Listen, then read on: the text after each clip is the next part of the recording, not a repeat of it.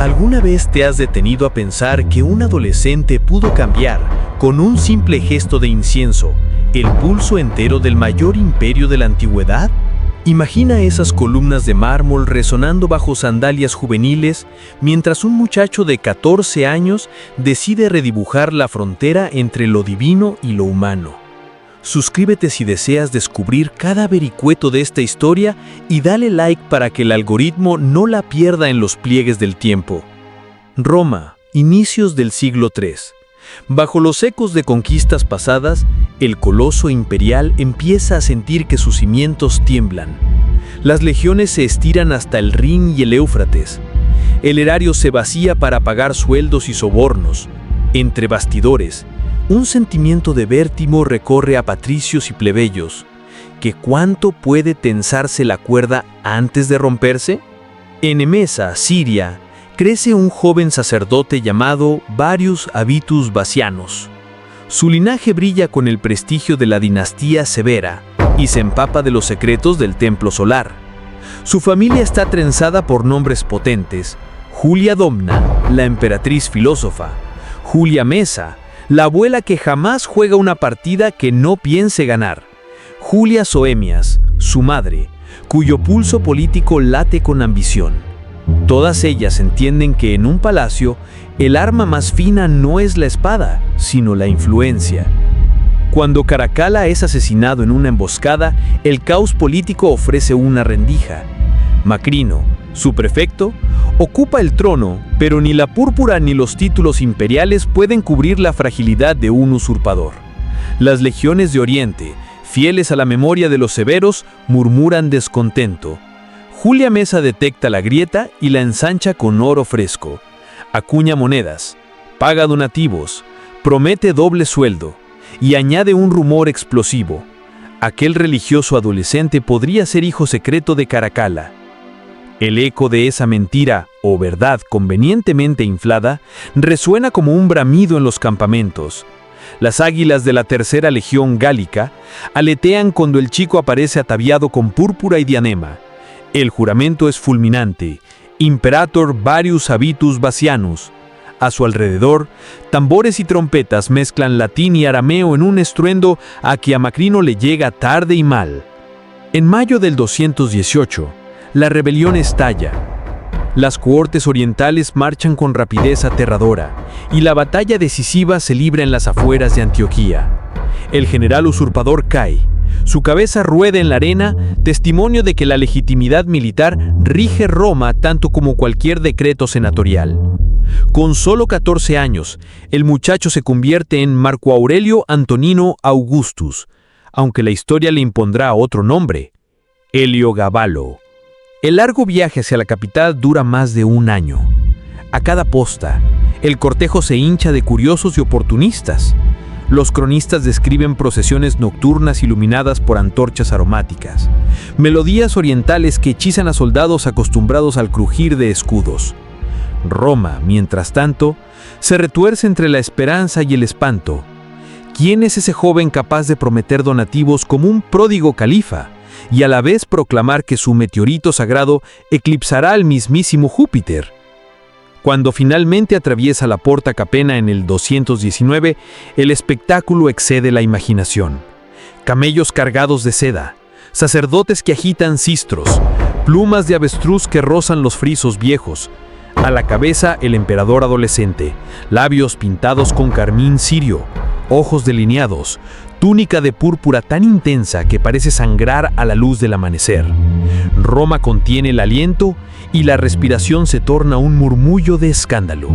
Lo increíble es que, apenas una semana después de besar el umbral de la Porta Capena, el adolescente emperador ya comenzaba a descoser el tejido mismo de la capital. Imagina la vía sacra repleta de curiosos, senadores con la toga doblada por los nervios, plebeyos subidos a estatuas para ver mejor, niños trepados a los hombros de sus padres. El aire olía a ciprés quemado y a perfumes que Roma jamás había olido. El cortejo serpenteaba entre arcos triunfales mientras el sol caía y el cielo adoptaba el mismo tono púrpura que la túnica del muchacho. Aquí es donde se pone interesante. En lugar de dirigirse al templo de Júpiter, Optimus Maximus, para el agradecimiento habitual, Heliogábalo ordenó que su meteorito, envuelto en lino bermellón, fuese conducido directamente al Palatino. La guardia pretoriana sudaba bajo el peso de aquella roca negra.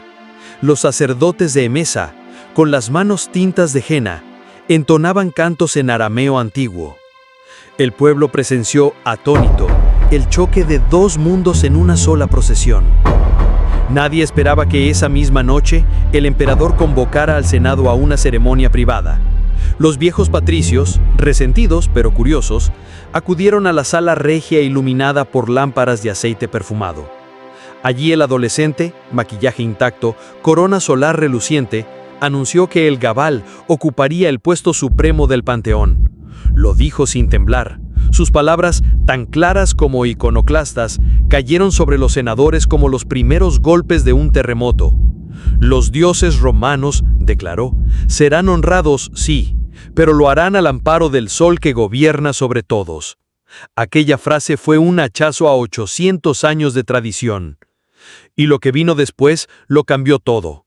Al alba siguiente, los albañiles imperiales recibieron órdenes de derribar parte de las estatuas de la casa augustana para levantar el Elagabalium, un templo que debía brillar como un amanecer perpetuo.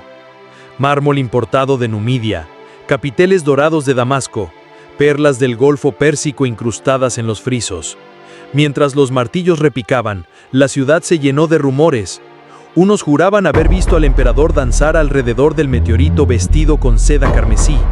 Otros aseguraban que las antorchas del templo nunca se apagarían, alimentadas con aceites y especias tan caros que el tesoro temblaba de antemano.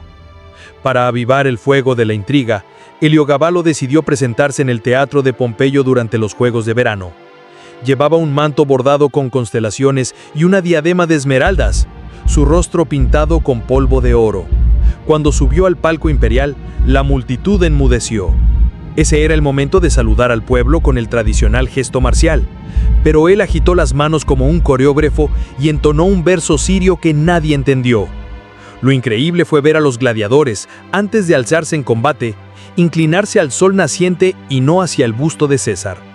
Se alzaron silbidos, pero también aplausos de los curiosos, que quizás querían creer en algo nuevo. Sin embargo, cada gesto tiene su precio. Al regresar al palacio, el emperador anunció su intención de casarse con Julia Paula, una patricia intachable, cuyo rostro pálido contrastaba con las luces de aquel banquete interminable. La boda derrochó lujo, cortinas de púrpura fenicia, fuentes de plata rebosantes de dátiles rellenos de miel y pistachos. Pero duró menos que una luna llena. Esto era solo el comienzo. En secreto, Heliogábalo se había prendado de Aquilia Severa, virgen vestal. Romper su voto de castidad equivalía a sacudir las columnas del templo de Vesta. Los romanos veían ese juramento como un hilo sagrado que ataba la seguridad de la ciudad. Romperlo, decían que traería incendios, plagas o terremotos. Los augurios se tornaron más ominosos cuando en una ceremonia que comenzó al atardecer y terminó con el alba, el emperador tomó de la mano a Aquilia Severa y se proclamó su esposo ante el meteorito solar. Los senadores fruncieron el ceño, pero callaron. La guardia pretoriana, engordada con otro donativo, custaba cada esquina. La gente, en cambio, empezó a hablar de sacrilegio, y en las tabernas del Trastevere, los soldados veteranos mascullaban que el muchacho se burlaba del mos maiorum, la gran ley no escrita de Roma. Aún más perturbador resultó su cambio constante de roles de género. Algunas mañanas aparecía en el foro con coraza de oro, otras con túnicas translúcidas, peluca larga y brazaletes que tintineaban con cada paso. Los rumores apuntan a que se hizo llamar Dómina, en privado, y ofreció enormes sumas a médicos griegos para hallar una cirugía imposible que lo convirtiera en mujer. Los cronistas, como Casio Dión, dejaron escritas páginas cargadas de malicia sobre sus banquetes obscenos y sus noches de fornicación disfrazada. ¿Exageración? Quizá, pero el escándalo, verdadero o amplificado, pegaba en la reputación del trono como un látigo encendido. Mientras tanto, la frontera del Rin ardía de incursiones bárbaras, y en el Danubio, los sármatas tanteaban las defensas como lobos oliendo sangre. Heliogabalo, más preocupado por la música de sistros que por los tambores de guerra, enviaba órdenes confusas y demoradas. Nombró generales sin experiencia, premiando a amantes y favoritos con mando sobre legiones que hasta entonces solo respondían al acero curtido. El resultado fue un goteo de derrotas menores que, sumadas, dibujaban una enorme mancha en el mapa de la Pax Romana. Dentro de la corte, el dinero manaba como vino, pero el erario crujía. Los recaudadores subieron taxas y triplicaron multas. Las protestas en los mercados se multiplicaron como incendios en verano. Los comerciantes lamentaban que cada vez más días quedaran paralizados por nuevas festividades solares. Los artesanos eran requisados para forjar cálices y candelabros destinados al Elagabalium, posponiendo encargos civiles. El resentimiento, esa bestia silenciosa, crecía en callejones y plazas. Julia Mesa, el gran cerebro que había alzado al nieto, comprendió que el experimento se le escapaba de las manos. Lo increíble es, confesó en voz baja a su círculo, que el fuego que aviva hoy nuestra influencia puede consumirnos mañana. Así empezó a proteger a su segundo nieto, Alejandro, educado por filósofos estoicos y maestros de retórica, más proclive a las formas clásicas que a los arrebatos místicos. El plan se tejía entre susurros y sellos rotos en la noche. Para encubrir los hilos de aquella revolución silenciosa, Heliogabalo ordenó un espectáculo sin precedentes, un banquete flotante sobre plataformas unidas en medio del Tíber, con columnas portátiles y toldos perfumados. Invitó a toda la élite, desde cónsules hasta poetas. Durante horas sirvieron pavos rellenos de lirios, percas asadas dentro de pan de azafrán y vino especiado tan fuerte que ennegrecía los labios. En cierto momento, el emperador, ataviado con velo escarlata, se levantó para ofrecer un brindis en lengua siríaca. Las antorchas temblaron y muchos invitados juraron ver un destello ominoso en el cielo, como si el propio Júpiter hubiera protestado en forma de relámpago lejano. Y lo que vino después lo cambió todo. A la mañana siguiente una tormenta brutal azotó Roma. Calles inundadas, estatuas derribadas por el viento, pechumbres del Elagabalium arrancadas como hojas secas. Para la mentalidad romana, aquello era señal de cólera divina. La plebe culpó al emperador. Voces proféticas clamaron que los dioses antiguos exigían reparación. Quizá fue casualidad, quizá simple meteorología, pero el miedo alimenta conspiraciones mejor que cualquier especie. En los pasillos del palacio, la guardia pretoriana empezó a murmurar que los donativos ya no bastaban para justificar sacrilegios, y en secreto, algunos tribunos se reunían con emisarios de Julia Mesa, calibrando precios y promesas. La brecha entre el emperador y sus protectores crecía a cada hora, tanto como su lejanía con el pueblo que debía gobernar. La conspiración creció en silencio, como una sombra que se alarga al atardecer sin que nadie advierta el momento exacto en que empezó a envolverlo todo. A cada banquete, a cada procesión, Julia Mesa medía las miradas con la frialdad de un astrónomo que calcula eclipses. Sabía cuándo los ojos de los pretorianos chispeaban entusiasmo y cuándo se encendían con cansancio y rencor. Entre copa y copa de vino aromatizado, bastaba un comentario al pasar como «¿Cuánto durará la paciencia de los dioses, tribuno?», para que una semilla de duda germinara en un corazón militar fatigado de incienso. Aquí es donde se pone interesante. Muchos oficiales recordaban todavía el juramento que habían hecho a Caracalla, muerto a traición en una carretera siria. Al repetir que Heliogabalo era su hijo legítimo, Julia Mesa había vendido el relato perfecto para encender la rebelión. Ahora reutilizaba aquella misma técnica, insinuando que la sangre de Caracalla latía también en las venas de Alejandro. Era una mentira tan conveniente que nadie se atrevía a mirarla muy de cerca. Lo asombroso es lo fácil que resulta reescribir un linaje cuando la tinta se mezcla con oro. Mientras tanto, el emperador adolescente deslizó a su amante Sótico, atleta tarsense de hombros prodigiosos, en puestos que olían a corrupción. Le confió la supervisión de los aprovisionamientos militares. Un hombre más versado en aceites de gimnasio que en logística, terminó firmando edictos que ponían a dieta a las legiones. Los legionarios apostados en Panonia mascullaron insultos al recibir pan viejo y vino aguado. Algunos informes afirman que un centurión lanzó las raciones a un pozo como gesto de desprecio. Rumor o realidad, la historia corrió como pólvora y erosionó otro palmo de disciplina. Lo que vino después lo cambió todo. El Danubio estalló con un levantamiento sármata en pleno invierno. Mensajeros cubiertos de escarcha llegaron a Roma implorando refuerzos. El emperador contestó con sacrificios en el Elagabalium. Ofreció antílopes traídos de África y cálices rebosantes de sangre de toro, convencido de que el sol solaría su solución. Aquella decisión indignó a los generales curtidos, que veían a las tropas congelarse mientras el muchacho se untaba de mirra.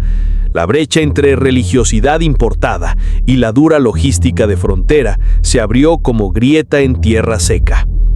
Nadie esperaba esto. Un brote de peste surgió en Nisibis y se extendió con caravanas. El populacho no tardó en señalar al emperador y a su culto extraño como causantes de la ira divina. Los gritos de "fuera el sirio" resonaron en el foro por primera vez, y las estatuas de mármol de Heliogabalo aparecieron con la nariz rota, lo que para un romano equivalía a borrarlo del alma de la ciudad. El emperador respondió con más procesiones nocturnas, más incienso, más cánticos exóticos, remedios espirituales donde se necesitaban acueductos limpios y médicos preparados. Julia Mesa vio oportunidad en cada desgracia. En la penumbra de los jardines imperiales, convocó al prefecto pretoriano Ulpio Juliano, hombre que valoraba la tradición tanto como su propio bolsillo. «Esto era solo el comienzo», susurró la anciana, aludiendo al caos que se avecinaba si no intervenían. Prometió duplicar los donativos a la guardia y restitución de los dioses de siempre. Juliano inclinó la cabeza. La lealtad en su mundo tenía un precio que el tesoro imperial aún podía pagar, pero el emperador no parecía dispuesto. Mientras la conspiración tejía sus hilos, Heliogabalo dio un paso que selló su destino. Destituyó a Ulpio Juliano y entregó el mando de la guardia a un bailarín frigio convertido en cortesano favorito. Lo increíble es que aquella destitución se anunció durante una misa solar matutina, con las trompetas resonando en arameo y el nuevo prefecto luciendo túnica bordada con lentejuelas. Los pretorianos, adiestrados para combatir partos y germanos, se sintieron humillados al ser comandados por un hombre al que apodaban el Pluma de Oro. La traición dejó de ser teoría y se convirtió en necesidad táctica. Aquí es donde la cuerda se tensa hasta casi romper.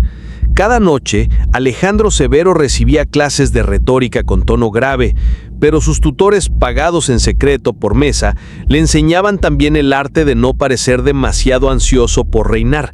El muchacho, de mirada tranquila y sonrisa prudente, pinchaba burbujas de orgullo en su primo con adulaciones calculadas. «Tú, gran sol, nosotros, simples luciérnagas». Los celos sembraron desconfianza en el corazón de Heliogabalo.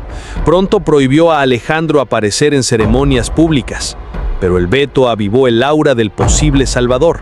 Para la plebe, hasta las sombras adquieren brillo cuando allá afuera la luz quema demasiado. Lo increíble es que, intentando sofocar rumores, el emperador organizó la Solemnia Lupa, un festival donde se liberaron centenares de lobos traídos del bosque Cesio, adornados con cintas doradas. Se suponía que simbolizaban la fusión de Roma, la loba capitolina, con el sol. El espectáculo terminó en pánico cuando los animales escaparon por las callejuelas, desgarrando mercancías y mordiendo a soldados. Algunos historiadores modernos dudan de los números, pero las fuentes coinciden en que aquel episodio hundió la reputación del emperador más hondo que cualquier decreto. Para la mentalidad romana, el lobo dejó de ser madre patria y se volvió presagio funesto. Casio Dion escribe que la ansiedad transformó el carácter de Heliogabalo. De hedonismo colorido pasó a la ira. Ordenó redadas nocturnas contra supuestos conspiradores, confiscó villas, ejecutó a un cónsul por sueños sediciosos. Las decapitaciones se multiplicaron en la Vía Apia y la cabeza de un exprefecto se exhibió frente al templo solar como advertencia. Pero cuanto más sangraba la espada, más escurridiza se volvía la conspiración. Es difícil cortar un hilo invisible cuando se teje dentro de tu misma casa.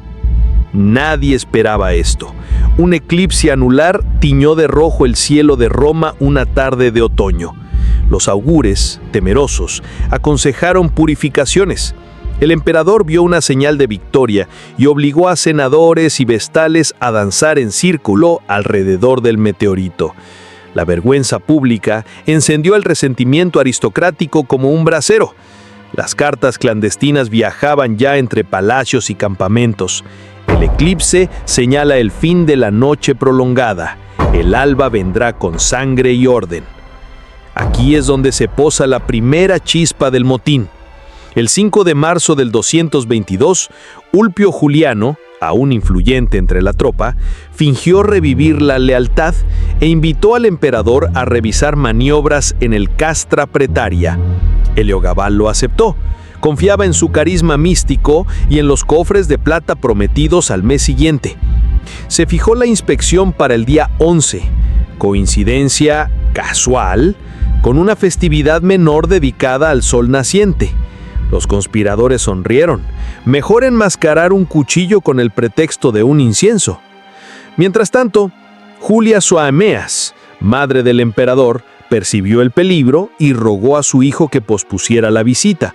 Los dioses se ofenden con tanta maledicencia, argumentó. Pero Heliogábalo, envalentonado por oráculos que él mismo financiaba, creyó ver un boleto a la eternidad. El plan de Mesa, sin embargo, avanzaba segundo a segundo. Los tribunos pretorianos recibieron contraseñas nuevas y bolsas de aurei. Y en el ala privada donde dormía Alejandro Severo, una armadura reluciente esperaba bajo telas de lino, junto al estandarte carmesí recién bordado con el águila y el rayo de Júpiter. Lo increíble es que, mientras el destino se afilaba, la ciudad seguía su rutina entre olores de pan caliente y gritos de vendedores. Nadie imaginaba que los tambores de los pretorianos marcarían pronto el compás de un sacrificio mayor. Aún así, ciertos presagios flotaban. Perros aullando sin causa, estatuas que sudaban, columnas que crujían con la brisa. Los romanos creían que la piedra misma anunciaba desgracias. Y la piedra negra del Elagabalium callaba, pero su silencio resultaba más ominoso que cualquier trueno. La víspera del fatídico 11, Heliogábalo convocó un banquete de consolación. Servidores repartieron vino de somarica aromatizado con pétalos de rosa. Los músicos tracios punteaban liras y Sótico recitó versos obscenos para arrancar carcajadas. El emperador lucía un vestido plisado que destellaba rojo y oro bajo las lamparillas. Levantó la copa y brindó por la unión eterna del sol y Roma. Fue un brindis largo, tal vez demasiado. Algunos invitados lo describieron como despedida inconsciente. A medianoche, el emperador paseó por el jardín de laureles, aspiró el perfume de los lirios y, según relata un cronista anónimo, confesó a un eunuco de confianza: «Siento el mundo girar bajo mis pies como una rueda suelta». El eunuco guardó silencio y al amanecer aquella rueda estaría lista para descarrilar. Cuando el sol apenas despuntaba el 11 de marzo del 222, la luz rosada que lamía las murallas del Castra Praetoria parecía un presagio pintado por los propios dioses. El aire olía a incienso balsámico, pero también a hierro húmedo y a un miedo cargado de electricidad. Heliogábalo avanzó en un carro de bronce, cuya baranda brillaba como fuego líquido, convencido de que aquellas chispas eran un reflejo de su divinidad solar. Su madre, Julia Soameas, lo acompañaba con gesto severo, sosteniendo entre los pliegues de su manto un pequeño pebetero encendido.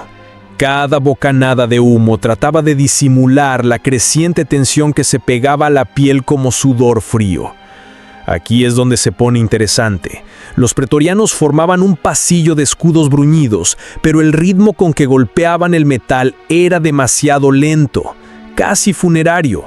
El emperador, envuelto en una túnica nívea bordada con soles de hilo de oro, avanzó sin notar que en la fila de lanzas algunos ojos evitaban el suyo. Subió en los peldaños de la tarima central sosteniendo la corona solar y comenzó un discurso que había ensayado frente a su meteorito durante la noche. Pretendía invocar la bendición de El Gabal sobre las legiones danubianas, ofrecer sacrificios por la campaña danubiana y asegurar que los salarios llegarían con intereses fragrantes. Pero solo pudo pronunciar el primer verso. Una murmuración súbita recorrió las filas armadas como un trueno subterráneo. Ulpio Juliano, aún con las insignias de prefecto que se negaba a entregar, alzó el brazo. Aquel gesto, aparentemente ceremonial, fue la contraseña largamente pactada. Los estandartes imperiales se inclinaron, sí, pero no hacia la tarima, sino hacia Alejandro Severo, que emergió detrás de la primera cohorte con armadura reluciente y mirada acerada. El silencio que siguió era tan denso que parecía que los pulmones de Roma se hubiesen vaciado a la vez. Heliogábalo balbuceó una protesta, intentando recordar los presagios favorables que sus astrólogos le habían susurrado, pero la realidad cortó su voz. Un centurión dejó caer su pílum a los pies del emperador con un estrépito seco, símbolo de ruptura absoluta del juramento. Lo que vino después lo cambió todo. Aquella lanza actuó como rayo en cielo despejado. Los escudos se levantaron, las puntas de hierro se acercaron al cuerpo real, y la tarima se convirtió en un nido de serpientes metálicas. Heliogábalo trató de refugiarse tras su madre. Ella, impulsada por un instinto feroz, extendió los brazos para proteger a su hijo. Un bramido de voces, órdenes superpuestas, promesas de oro y acusaciones de sacrilegio se mezclaron en un torbellino que la historia condensará en apenas un par de líneas, pero en aquel instante duró una eternidad. El emperador alzó las manos, pálidas, aún manchadas de henna ritual, y gritó en arameo antiguo que el sol jamás abandonaba a su hijo. La respuesta fue el brillo acerado de la primera espada que le abrió la túnica de seda de hombro a cadera, salpicando la plataforma con un rojo que brillaba casi tan vivo como los hilos de oro de su traje. Nadie esperaba la crudeza, pero el campamento romano era un lugar donde la gloria y la muerte solían darse la mano sin ceremonia. Varios pretorianos lo derribaron, arrancando la corona solar que rodó por las gradas como un visco eclipsado. Julia Soamías recibió una lanza en el costado, cayó sobre su hijo tratando de cubrirlo con su propio cuerpo mientras la seda violácea se empapaba de sangre a ritmo vertiginoso. Las plegarias en latín, las maldiciones en siriaco, los alaridos agudos y el estrépito de armaduras compusieron una sinfonía de golpe final. En cuestión de minutos, madre e hijo dejaron de moverse, sus vidas disueltas bajo los cascos claveteados y la arena gris.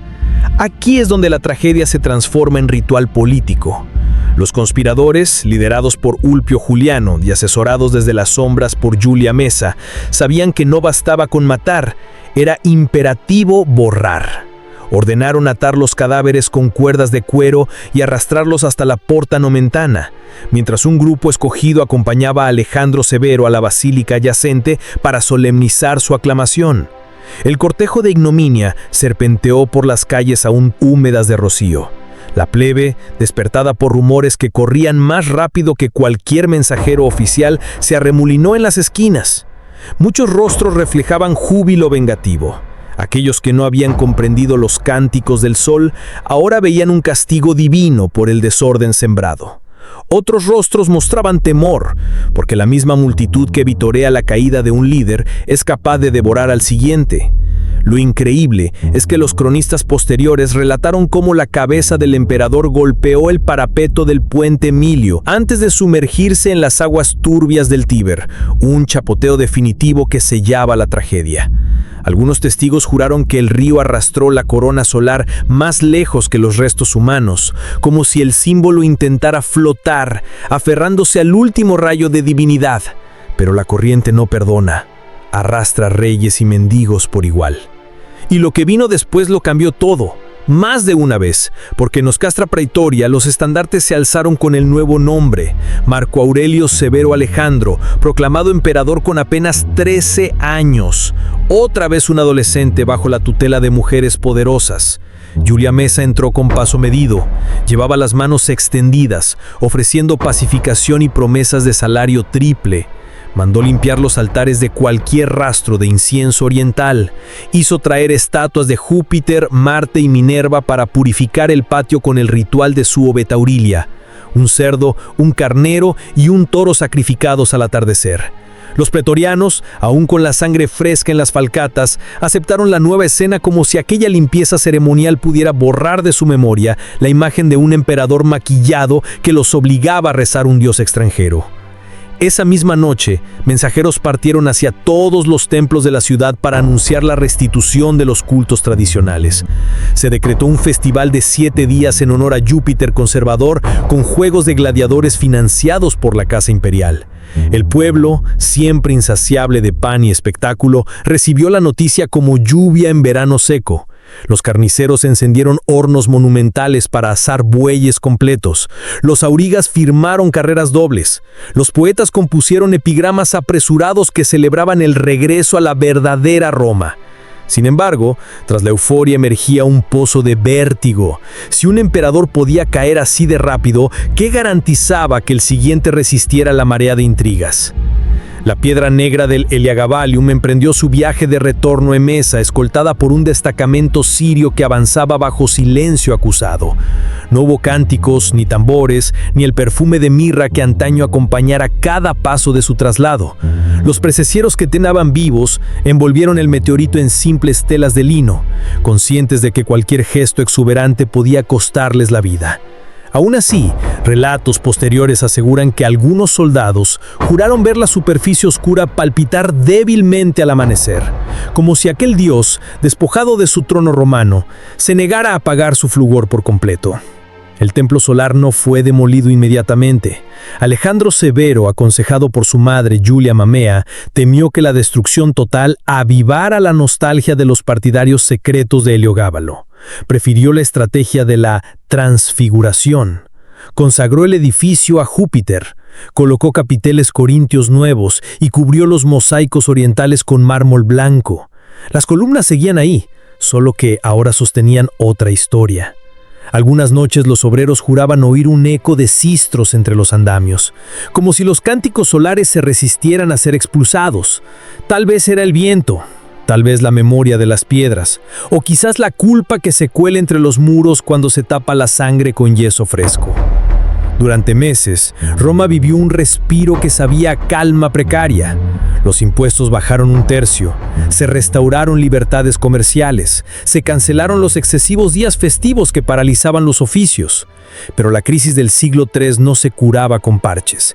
Las arcas imperiales estaban agujeradas, las fronteras ardiendo, y la epidemia de peste seguía devorando vidas en los suburbios. Los augures, consultados de nuevo, entonaron profecías ambiguas. El lobo herido se lame la pata, pero la mecha aún humea sobre el tejado. Nadie sabía si aludían a germanos, a sármatas o al fantasma solar que muchos creían ver en sueños. La damnatio memoria contra Heliogábalo fue severa. Esculturas decapitadas, nombres raspados de inscripciones, retratos quemados bajo el clamor del foro. Sin embargo, cada martillazo avivaba el morbo. Los niños jugaban a imitar al emperador bailarín con túnicas hechas de saco. Los poetas clandestinos compusieron versos eróticos que circulaban de mano en mano, y las matronas murmuraban historias de un banquete donde caían pétalos desde el techo hasta asfixiar a los invitados. Mitad leyenda, mitad deseo de imaginar excesos más allá de toda medida. Durante el reinado de Alejandro, algunos senadores intentaron codificar leyes sobre el matrimonio para evitar confusiones futuras.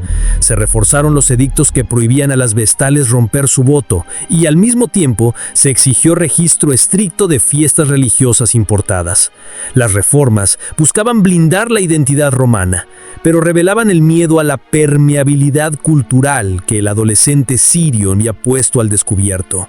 Porque lo cierto es que aunque se borraran estatuas, el recuerdo de un emperador que cambiaba de género según el atuendo y que elevaba a un dios extranjero a la supremacía ya había rasgado el velo del pensamiento conservador. Aquí es donde importan los ecos. Las provincias orientales